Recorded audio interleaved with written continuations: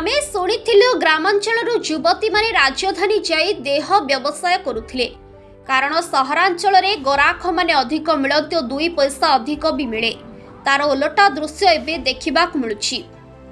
आगकु आसुछि गंजाम जिला भंजनगर ऐतिहासिक ठाकुराणी यात्रा ता पूर्वरु शांति श्रृंखला परिस्थिति रक्षा करबा पई पुलिस पक्षरु सतर्कता अवलंबन करा जाउछि। एहाकु दृष्टि रखी पुलिस भंजनगर थाना शंख साहिरे थिबा गोटे घरे सेक्स रैकेट चलाउथिबा जणे किंगपिन जणे देहजीवी समेत अन्य 4 जण ग्राहकों को उद्धार करिबारे सक्षम होइछि। भंजनगर थाना एसआई समीर कुमार सेठी अन्य पुलिस कर्मचारी सहित गत 15 तारिख राति रे पेट्रोलिंग करुथिबा समय भंजनगर शंख साहिरे रहउथिबा किन्नर अमर नायक ओरफ गीता घरे अनैतिक कार्यकलाप यथा देह व्यवसाय चलिथिबा खबर पाइथिले।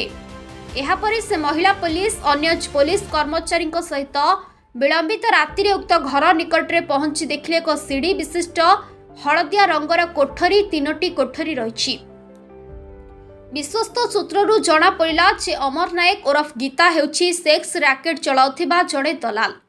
किछि दिन हेबो से जड़े 26 वर्ष वयस्का महिला को सेक्स रैकेट चलाइबा पई भुवनेश्वर अंचलरू आनी रखिछि। एथिसह गीता नायक नियमित भाव भुवनेश्वर और ब्रह्मपुर अंचल में बहु निरीह महिला को आनी से घरे निज सेक्स रैकेट चलाउथिबा जना पड़िथिला।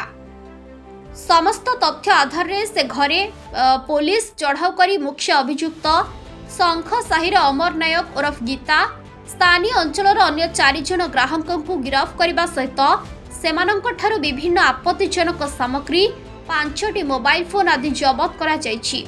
ए घटना रे भंजनगर पुलिस 326 रे एक मामला रुजु करी आज सेमानंकु कोर्ट चालान करा जायछि बोली थाना अधिकारी जीवनानंद जेना सूचना दैछंती।